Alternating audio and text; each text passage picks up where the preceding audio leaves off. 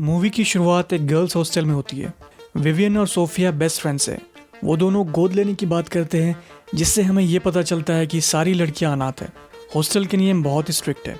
रात में जैसे ही ब्लू लाइट जलती है, सभी लड़की अपने बेड पे जाके सो जाती है बिना कोई सवाल किए। सुबह जैसे ही अलार्म बजता है, वो सारी लड़कियां बेसिन के सामने जाके खड़ी हो जाती है और उनके हाथ में अपना फेस क्रीम और टॉवल होता है।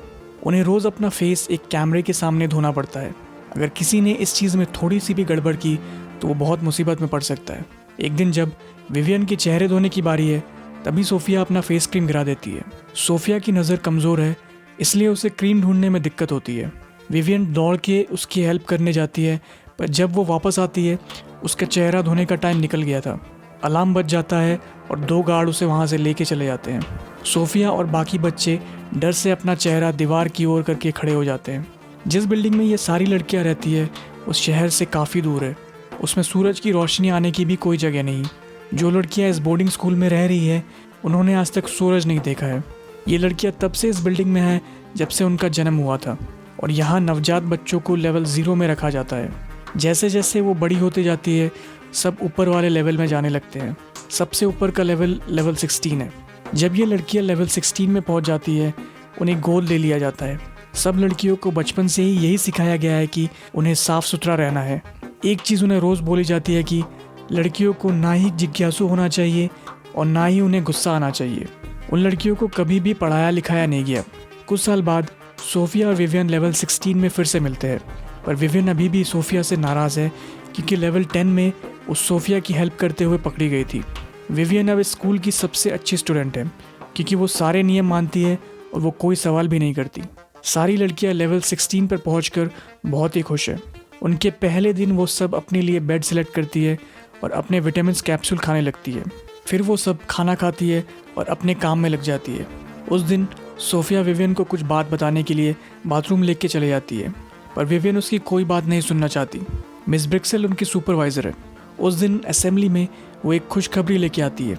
ब्रिक्सेल ने सब लड़कियों के लिए एक सुंदर सी ड्रेस खरीदी हुई है। ड्रेसेस पे लड़कियों का नाम लिखा हुआ है। अगले दिन सारी लड़कियां अपना काम कर रही है, तभी सोफिया एक लड़की से काम बदल लेती है ताकि वो विवियन से बात कर सके। वो विवियन से विटामिन का कैप्सूल खाने से मना करती है।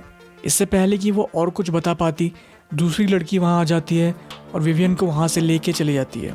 विवियन सोफिया पर बिल्कुल भी भरोसा नहीं करती, फिर भी उस दिन वो अपने विटामिन कैप्सूल नहीं लेती। उस रात सारी लड़कियाँ सोई हुई है, विवियन और सोफिया के अलावा। सोफिया विवियन को कहती है जो कैप्सूल वो लेती है वो विटामिन की नहीं बल्कि नींद की गोली है, और स्कूल वाले बचपन से उन्हें नींद की दवा देके रात में सुला देते हैं। कुछ देर बाद किसी के अंदर आने की आवाज़ आती है, तो दोनों लड़कियां सोने का नाटक करती है। इस ब्रिक्सेल और एक गार्ड रूम के अंदर आते हैं और वो विवियन को और एक लड़की ओलिविया को अपने साथ उठा के लेके चले जाते हैं। ब्रिक्सेल एक बुजुर्ग कपल को दोनों लड़कियां दिखाती है। वो ऐसा बिहेव करती है जैसे वो लड़कियां कोई सामान है और वो उन्हें बेचना चाहती है। वो कपल ओलिविया को चुनता है, वो उसे खरीदना चाहता है। ये सुन के विवियन चौंक जाती है और उसे पता चलता है कि उन्हें यहाँ कोई गोद नहीं लेने वाला, जबकि उन्हें यहाँ अमीर लोगों को बेचा जा रहा है। विवियन को अपने बेड पे वापस रख दिया जाता है। विवियन को अब सोफिया की बात पे भरोसा हो रहा है। सोफिया उसे कहती है कि उसने विटामिन कैप्सूल लेवल 13 से लेना ही बंद कर दिया था क्योंकि उसे पता चल गया था वो नींद की गोली है। वो ऐसे ही हर रात जगे रहती है। सोफिया कहती है कि जब वो लेवल 16 में पहुँचे, गार्ड्स लड़कियों को रोज़ अपने कस्टमर्स के पास ले जाने लगे बेचने के लिए। सोफिया कहती है वो रात भर जग के दूसरे लेवल की लड़कियों की आवाज़ सुनती है। जब एक लेवल की लड़कियां सो जाती है तो दूसरे लेवल की लड़कियों को उठा दिया जाता है। एक समय ऐसा भी आता है कि जब सारे लेवल की लड़कियां सोई हुई होती है, उस समय एक गार्ड रूम में आता है और लड़कियों को टच करने लगता है। सोफिया बाकी सब चीज़ भी बताने लगती है, तभी रूम पे ब्रिक्सेल आ जाती है और इस बार वो सोफिया और एक और लड़की को लेके चली जाती है। उनके जाने के बाद विवियन देखती है कि दरवाज़ा लॉक नहीं है। वो कैमरे के सामने भी जाके देखती है, पर कोई अलार्म नहीं बजता। फिर वो बाहर के दरवाजे को खोलने की कोशिश करती है, पर वो नहीं खुलता, तो वो अपने रूम में वापस चली जाती है। सोफिया को भी कुछ देर बाद वापस ले आया जाता है। अगले दिन सभी लड़कियों को डॉक्टर मीरो के पास ले जाया जाता है। वो लड़कियों का कुछ चेकअप करते हैं और उन्हें एक इंजेक्शन लगा देते हैं, ये बोलकर कि ये एक वैक्सीन है। मीरो विवियन से कहते हैं उसके नाम की एक एक्ट्रेस भी है, विवियन ले, और उसके स्माइल की तारीफ़ करते हैं। उस रात लड़कियां मूवी देख रही है। उन्हें सालों से एक ही मूवी दिखाई जा रही है। उस रात सब लड़कियों के सो जाने के बाद विवियन और सोफिया बिल्डिंग से भाग जाने का प्लान बनाते हैं। उन्हें पता है कि उन्हें किसी का कार्ड यूज़ करना होगा दरवाज़ा खोलने के लिए। सोफिया कहती है कि उन्हें कार्ड किसी गार्ड से चुरा लेना चाहिए, और विवियन कहती है ऐसा करने पे वो पकड़े जा सकते हैं। वो सोचती है कि डॉक्टर मिरो उनकी हेल्प कर सकते हैं। अगले दिन विवियन डॉक्टर मिरो के पास बिना बुलाए चली जाती है। वो उससे विवियन ली एक्ट्रेस के बारे में और पूछने लगती है। मिरो उससे बहुत प्यार से कहता है कि उसके पास विवियन के लिए गिफ्ट है जो वो बाद में देगा। कुछ समय बाद लड़कियां कुछ बोर्ड गेम्स खेल रही है। तभी एक लड़की को मिर्गी का दौरा पड़ता है और उसे उल्टी होने लगती है। सोफिया उसे साफ करने में उसकी हेल्प करती है। एवा का कहना है कि उन्हें गार्ड्स को बुलाना चाहिए। उसे लगता है इसकी वजह उन्हें दी गई वैक्सीन हो सकती है। अगले दिन लड़कियां क्लास में बैठी हुई है और तभी विवियन ले का वीडियो चलने लगता है।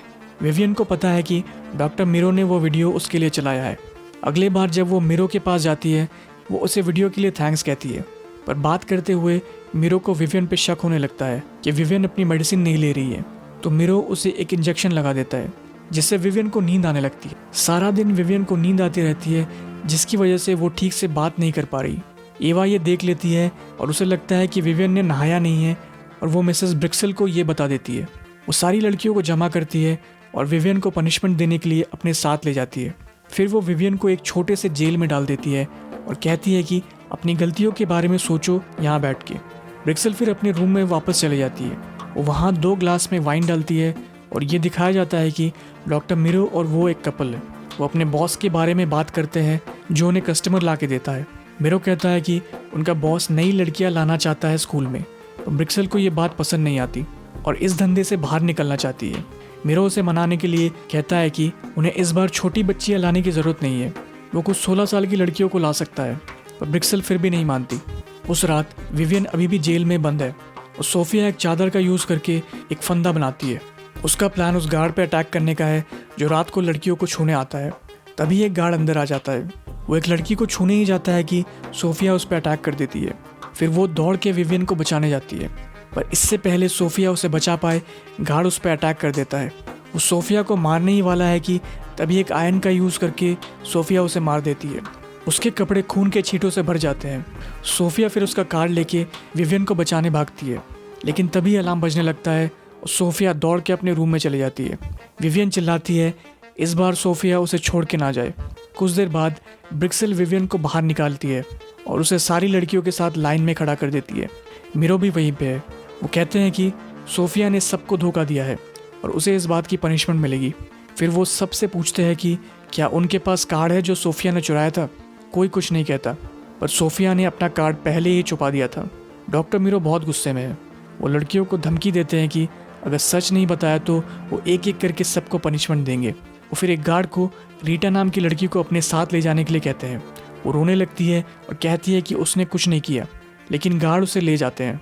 विवियन को अभी तक नहीं पता कि वो सोफिया को कहाँ ले गए हैं। ब्रिक्सेल अब सबको अपने हाथों से नींद की दवा खिलाती है।